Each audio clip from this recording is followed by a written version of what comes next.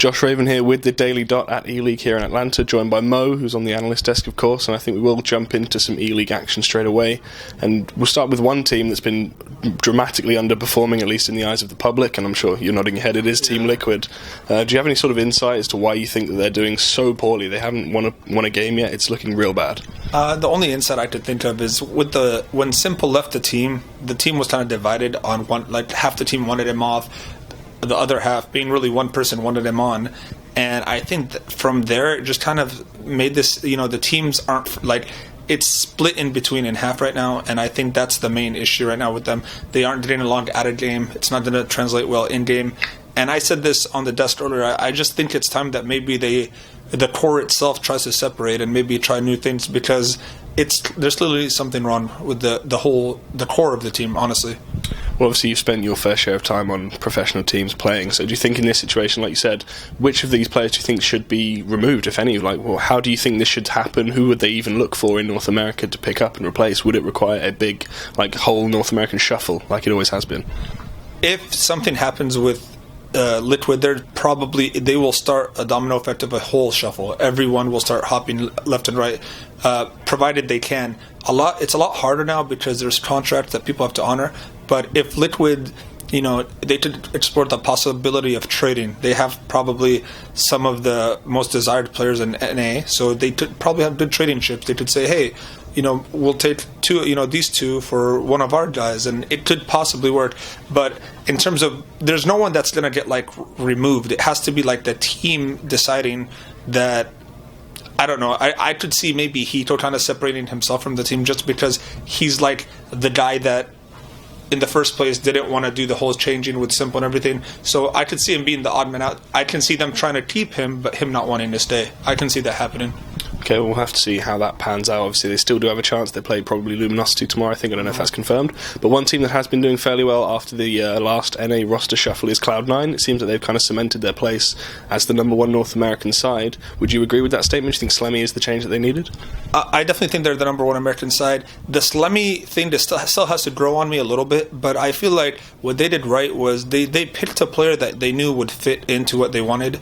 They didn't just go out and did a big name here and there. They just got a guy that was fairly unknown, or actually really unknown, and said, you know what, let's try it out, see how it works with this guy. And it panned out pretty well for them so far.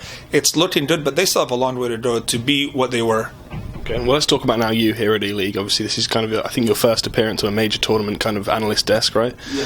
And it's a pretty big stepping stone to start on, right, ELEAGUE? How's it going for you turning into this analyst role? Are you enjoying it? Do you think it's potentially in your future? It's weird because when I signed on to do this, it was like they told me, you're going to be on for 1 week, possibly more. For me, it was something like, hey, let me try this out, see if I like it. And I was kind of nervous. I was like, I don't know how the community would react to this, because I'm not really known for kind of I'm known as part of the scene, but just as a streamer, personality and everything. I was surprised at how much I enjoyed actually going out there and just talking. I like the thing, they don't tell me anything in advance. They just say, go out there and just have a conversation that you normally would about these. Because I watch these games all the time. I know this game in and out. And the conversations I have on the desk are what I would talk to my other colleagues about. Like, hey, what the hell happened here? Why is this guy doing this? Why? Or wow, that was surprising. All this stuff. And it's just good to have the people around me that I could just have a conversation with. They make it a lot easier on me, to be honest. So do you think now, obviously you did step down from Echo Fox recently. I stepped down to run the team more, be more of a general manager type.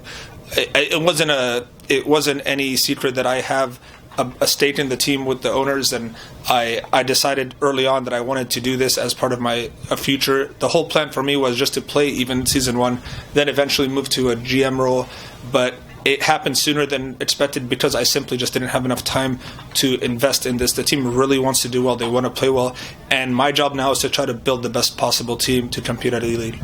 So is it safe to say now that you are retired, get pro gaming behind you now, you're going to sit in there behind a desk? There's always going to be... As of now, I do feel like I'm retired and I don't want to, get back and jump, because I feel like the dedication and passion isn't there anymore, but it's one of those things where just one day it snaps back and you're like, wow, I gotta play. So this CS has always had this effect on me where anytime I think I'm done, I find myself like, hey, maybe we play a couple more hours today. Hey, let's play tomorrow. Let's start playing at the same time. Oh, cool. Wow. Now let's join this league for fun.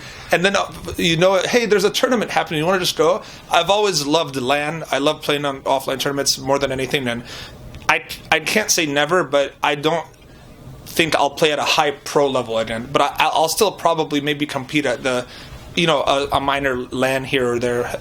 For fun. Fair enough. Well, obviously you're here now as an analyst, but later on, when the tournament keeps rolling, Echo Fox are going to be showing up.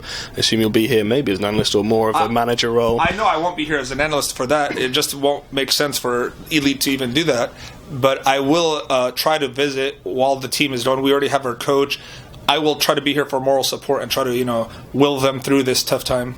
And what are your thoughts on your team's chances here in the E-League? Obviously, the competition is fierce. It really, 100% the best teams in the world are here. It just purely depends on our group, because that hasn't been announced yet, who we would be playing. I'll be honest with you. If the group looks rough, I'll be like, yeah, we're probably going to do it. Like, it just depends. We're still new. I'm not throwing them in and saying, you guys better do well or you're all cut. Nothing like that. I'm trying to build something with Echo Fox, and it's going to take time. So if we have a kind of a weaker group, I see our chances being better. But if it's just filled with just all-star, it's going to be tough. And I wouldn't be surprised if we don't make it out. But are you excited at the prospect of seeing your boys on TV, on the Friday night finals? Of course, everyone. This is a dream for anyone.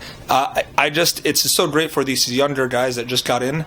They're getting at the perfect time to just it's just starting for them, and they're like, this makes any other tournament look like crap. I played when it was in people's basements, and now we're on national television. It's insane. I can see people getting really excited. I think you've played Counter-Strike on national television before, right? I have, yeah. Are you seeing the differences now, though? It seems like E-League's pulling it off a little bit better so far. E-League is 110% doing it a lot better because, and I said this before in an interview, E-League came in and they said, we're not going to tell you how to fit TV. We're going to have TV fit to you guys. The older league tried to change all the rules. They tried to make commercial break. They changed the round timer, the start money. Everything was different. It was a completely different game. These guys just said, hey, we're going to keep the game exactly the same. Just come in and let's tape it. Let's show it to the world. And that's it. And it's working out beautifully. Okay, well, I'll let you get back to the desk. I know you have to go on soon. Yeah, the game's ending in a minute. But thank you for joining me. Thank you for your time, my man. Good luck on the rest of the day.